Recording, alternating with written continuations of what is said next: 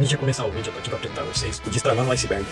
É um curso totalmente online, onde você vai aprender a construir um canal Dark do zero. E com tudo isso, você vai aprender a monetizar ele e ganhar dinheiro com ele. Tudo isso por apenas R$ 77. É isso mesmo que você tá ouvindo, R$ 77. Então, se você quer parar de trabalhar para os outros e criar a sua própria empresa, o seu próprio empreendimento, venha para Destravando o Iceberg. Não perca essa oportunidade, porque é acesso limitado, as vagas são limitadas e daqui a pouco acaba e você acaba perdendo essa oportunidade. Tudo isso R$ 77. Ah, e o acesso é vitalício. Então você vai ter esse conteúdo para sempre, para poder revisar e aplicar novamente. Para a tristeza da fiel Portugal, Corinthians com o pior ataque do Brasileirão, zona de rebaixamento, um ótimo começo na Libertadores, né? O Diniz chegou, arrumou a casa na Libertadores, no Brasileirão um pouco mais complicado, mas enfim, ainda são 4 jogos, começo de trabalho, mas há uma posição em que o Diniz tem urgência para resolver ou para contratar um jogador a mais, no caso, para o meio do ano. Lembrando que tem aquela questão envolvendo o Cebolinha, o Everton Cebolinha, o Diniz também vê com bons olhos a contratação de um atacante de beirada, se for o Cebolinha melhor ainda, no meio do ano é quase impossível, muito difícil por conta dos obstáculos que o Flamengo coloca, mas o Corinthians pode assinar o tal pré-contrato e ter o jogador à disposição a partir de janeiro de 27, mas a informação nova aqui, eu não vou dizer que é tão nova, porque o Corinthians tentou a contratação do Arthur Cabral durante muito tempo, ainda antes com o Dorival Júnior. Mas essa lacuna continua, essa dor de cabeça continua, o Diniz percebeu isso rapidamente e quer a contratação e vai pedir a contratação, se já não pediu, porque é de conhecimento do departamento de futebol e da comissão técnica, um camisa 9. Mais um atacante, alguém para ser a sombra do Yuri Alberto, talvez jogar com o próprio Yuri Alberto, por que não?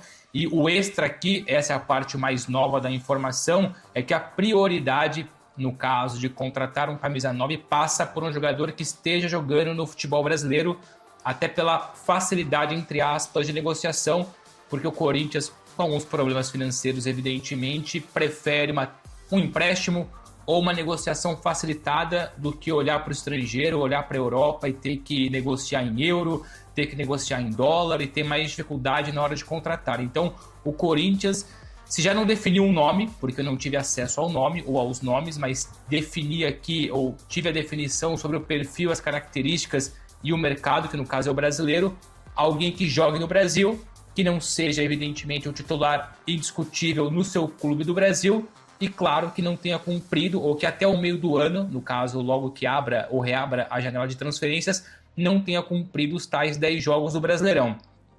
Quando acontecer, acho que vai ser fácil até para descobrir quais são os alvos. Abriu a janela, reabriu a janela, quais são os 9 teoricamente de peso que não completaram 12 jogos, e aí sim ali a gente já consegue reduzir essa lista de potenciais interessados do Corinthians. Então a grande informação é essa, que o mercado brasileiro, o Brasileirão no caso, é a prioridade do Corinthians na hora de buscar o camisa 9 assim que reabrir o mercado de transferências. Não tem o nome ainda, estamos tentando descobrir nomes, ou o nome que o Diniz está buscando no mercado interno para reforçar o ataque, que, como eu disse, é a prioridade. Beirada, mas especialmente o eixo centralizado do ataque do Corinthians. Até porque, o Bruno Vicari... Você tem nome, Felipe? Não, eu vou dar uma garimpada aqui, hein? Eu pensei em um aqui que eu vou só checar quantos jogos ele tem. Fala. Só complementando a informação do Bruno Andrade... Eu pensei em um, mas é só pensamento, eu prefiro não falar para não criar falsas esperanças. Eu imagino, eu sei que é. Mas assim, só complementando a info do Bruno, o Corinthians identificou que o Pedro Raul e o Guinegão não estão conseguindo corresponder como reservas do Yuri Alberto. Isso já foi uma questão que o Dorival Júnior, ainda quando estava no comando do Timão, ele sempre alegava, precisa de um camisa 9 reserva. E até o Hernando trouxe a informação que o Kiki, ele era um desejo muito grande e o pedido do Dorival não foi atendido. Então, negociou com o Arthur Cabral, que era um atacante que estava embaixo no Botafogo, agora está vivendo um grande momento novamente, mas o Pedro Raul e o Guinegão não estão correspondendo como bons reservas, né? Substitutos para o Yuri Alberto. Então o Corinthians está no mercado aí e vai tentar contratar em junho. Fala o seu nome. Porque eu fiquei curioso, quem que você pensou aí na sua caixinha? Mas só deixando claro que não é informação nenhuma, tá, pessoal? Tá. Só fiquei pensando em alguém Palpite. assim... Não, nem palpite. Um nome que eu pensei que é um centroavante, que é bom, que não tá vivendo uma boa fase, por isso não tem jogado em seu clube e não tem esses 12 jogos. Mastriani. Não sei, cara, mas o Mastriani é um nível ainda... opinião, tá? Não é informação, mas... Vai usar a carta?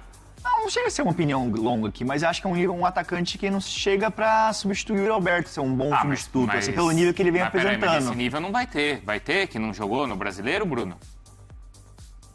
Eu tenho um nome, mas é um nome baseado mais no palpite do que na informação, apesar de ter informação ligeira por trás. Então eu prefiro não falar para não alertar a concorrência. Eu me debruçar mais em relação a esse nome, para quem sabe descobrir. Não vou dizer. Porque não tenta overhead. Ele fez dois aqui, estão enrolados hoje. Não, eu tenho um negócio do caralho aqui pra mostrar, uma apuração aqui, mas não vou mostrar. A torcida do Cruzeiro tá querendo mandar o Chico da Costa. Chico da Costa é bom jogador. Não, assim, não.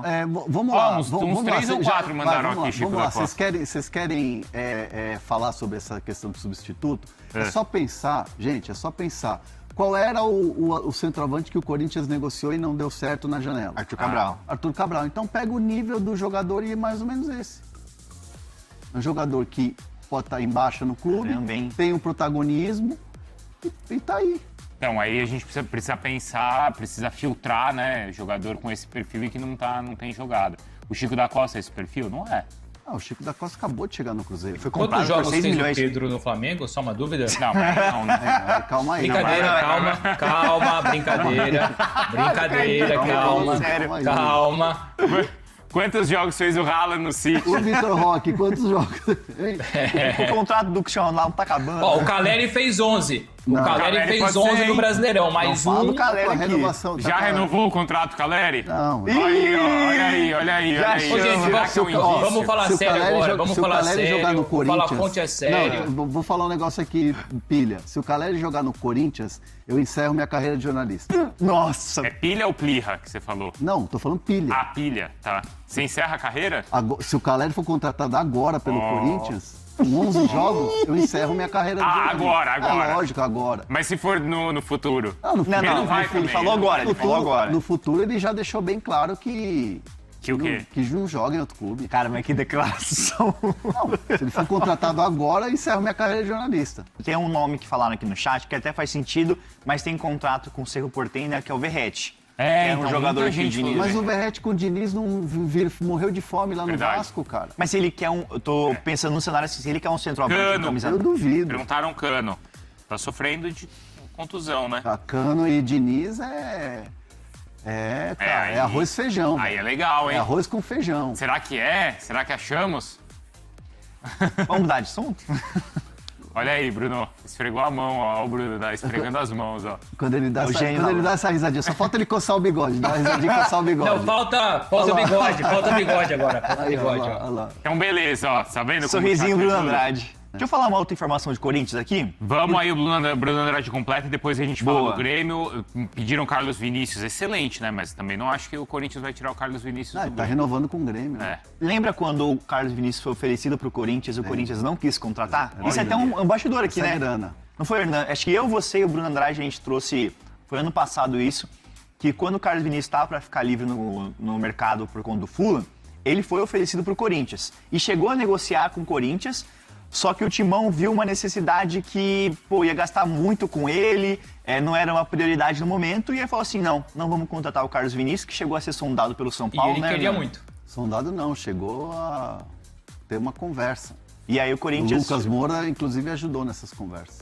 Isso é bom, não sabia disso. Ah, por causa da... Proximidade, Mas Lá o do São Paulo futebol não quis inglês. pagar o salário, achou que o salário era muito alto.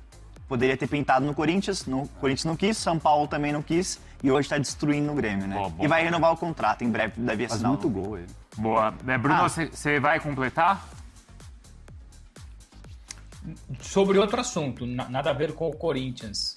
Tá, então fala essa daí, depois a gente entra na história do São Paulo. É Fala.